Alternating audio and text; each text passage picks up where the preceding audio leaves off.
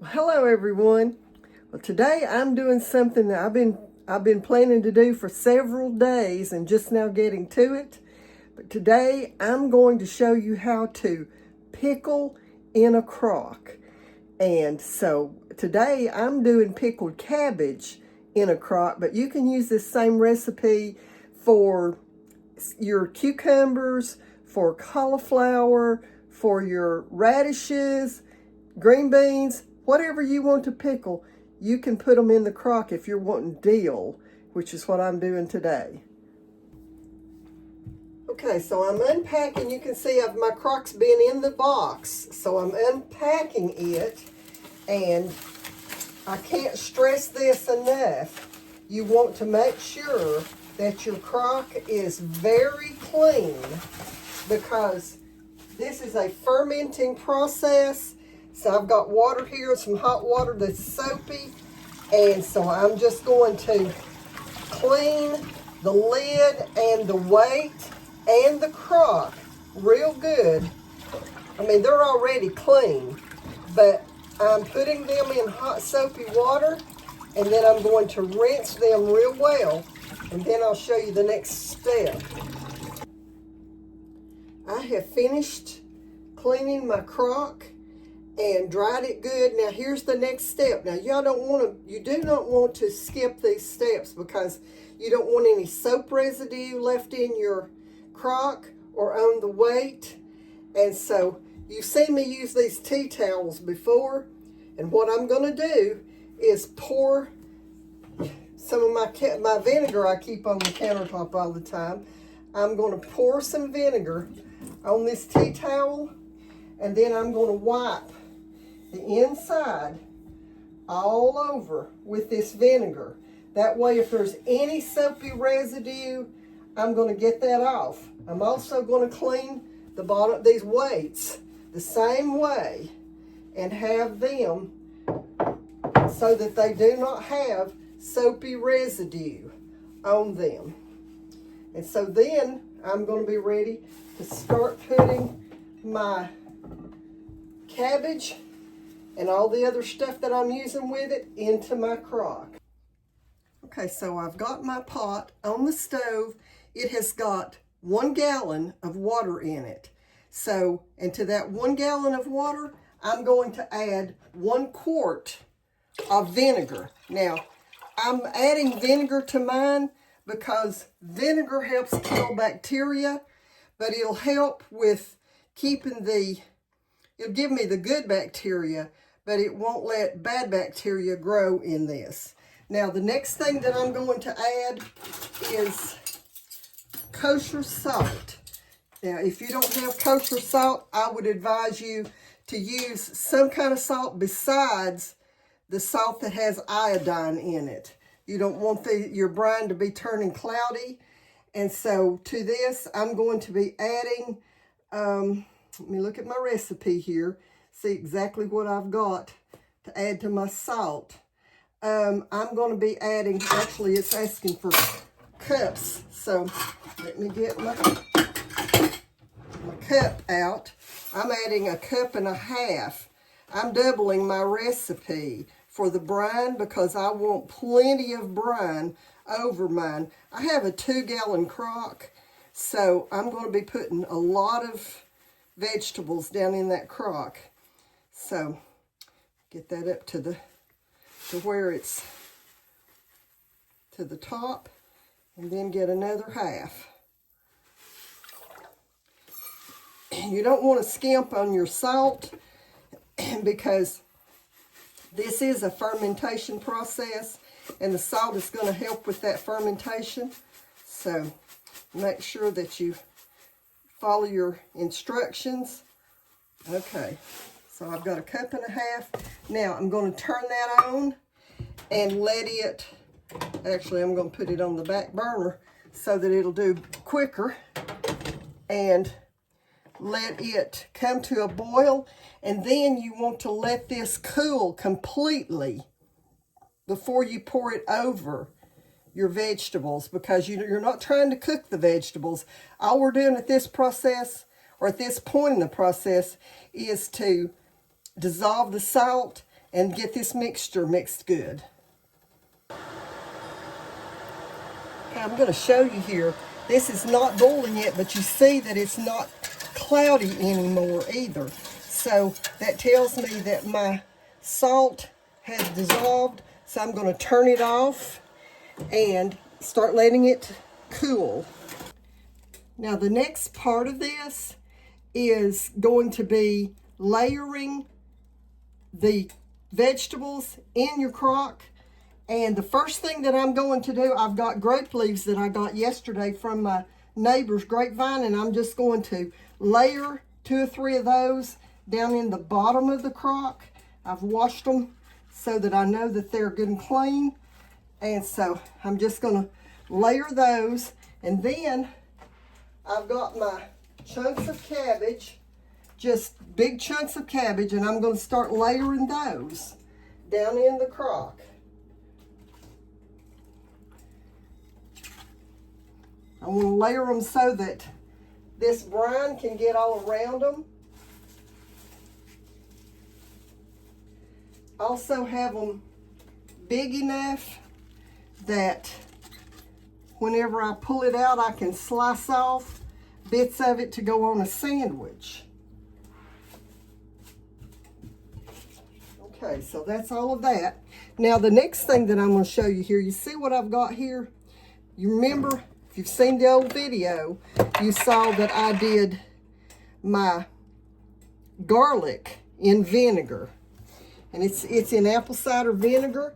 And the only thing that I'm going to do, I think this spoon, yeah, it'll go down in there. I'm going to take several cloves of these garlic in vinegar out and drop them down in this crock. I want the garlic to be all through it. So since I'm doing a 2-gallon crock, probably 1 whole head of garlic that I'm putting in this. And then the next thing that I'm going to do is I'm going to add some dill to it now. Now I went to my garden, I was going to use fresh dill, but it's too late for me to get fresh dill. So I've got this that I dried last year. And so I'm just going to put, oh, I don't know, 4 or 5 sprigs of this dill around in the inside of my crock. Okay, I want it to have a good dill flavor. So now I've got all of my vegetables are in it. And now I'm going to cover it again with these grape leaves. I want to make sure that if you're not familiar with using grape leaves in it, grape leaves will help keep your pickled food crispy. So that's why I'm putting all the grape leaves in it. It has a compound in it, and I can't remember exactly what it's called, but there is a compound in grape leaves. I think it's also in bay leaves that you can use to keep them crispy. This is the other project that I'm working on today, and although I have other videos on doing green beans, this one's going to be a little bit different, so we'll be sure and watch through it. Okay, so you can see that my crock is about half full, which is what I want. I need to make sure I've got room to put the weights on top of it. And my brine has finally cooled down. It's not completely cold, but it's cool enough for me to pour it over the vegetables and everything. So I'm just going to pour it in there till it's up over top of everything. And of course my vegetables are starting to float, which is, that's fine because they're going to go underneath the weights anyhow. So all I'm going to do now is put the weights in it to hold it underneath the brine. Now I'll show you. You can see there that it's all down in it and the water's all above it. So now I'm going to leave this for, it's going to be in the brine for about 7 or so days. And then I'm going to take it out and put it in quart jars and pour the brine over it and put it in the refrigerator. Now, you could, if you wanted to, to heat it and put it in jars, but the heating process is part of what causes the vegetables to get soft. So that's why I decided to do these in brine. And at some point, if my cucumbers do good enough, I'm going to do some cucumbers this same way. So I'm going to go finish breaking my green beans and then we'll be back. Okay, so I told you all I was going to show you a different recipe for canning green beans that will add more flavor to it. So first thing I'm going to tell you is these are pint jars. I've got a half a teaspoon of salt in each one of them. Now the next thing that I'm going to do is put a teaspoon of chopped onion in each jar. And it don't matter if it's exact or not, but this onion, I've been doing this for several years, and it adds so much flavor to your green beans. And so I dropped some on the counter right there. See, did I get? No, I missed one back here. Okay, so then the next thing that I'm going to do is put about a 1/4 teaspoon of minced garlic. And I'm using some store-bought minced garlic tonight, or today. And, but you don't want to overpower it with the garlic. But, this just adds a little extra flavor to it. And if I want to do the recipe that I've got on my channel for the chicken that I mix with the green beans, this just saves me an extra step for sauteing and all that stuff. So this is going to add a lot of flavor to these green beans. And those of you who, I've had a bunch of people in the last little while ask me, what can you do to add flavor to green beans? Well, I'm showing you right now. Now, the only thing I'm going to have to do now is pack these green beans. They've already been broken and cleaned good. So all I have to do is just pack them in the jar, put some water over them, and put them in the canner. And I will tell you just in a minute how much time to process them for. Okay, so I thought I was right about the time.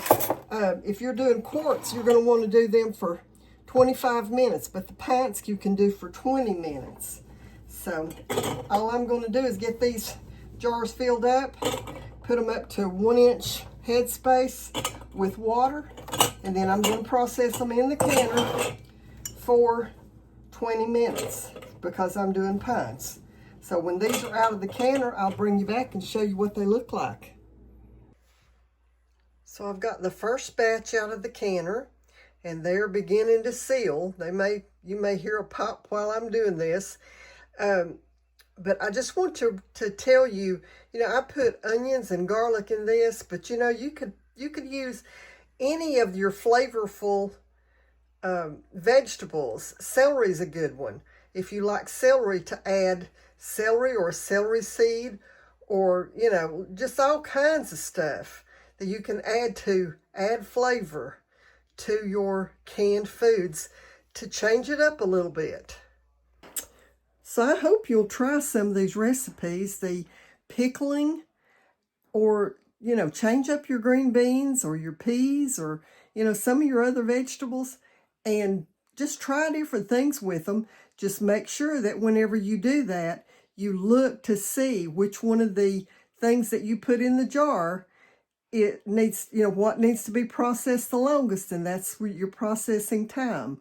So anyway, until the next time, God bless you, and Jesus loves you.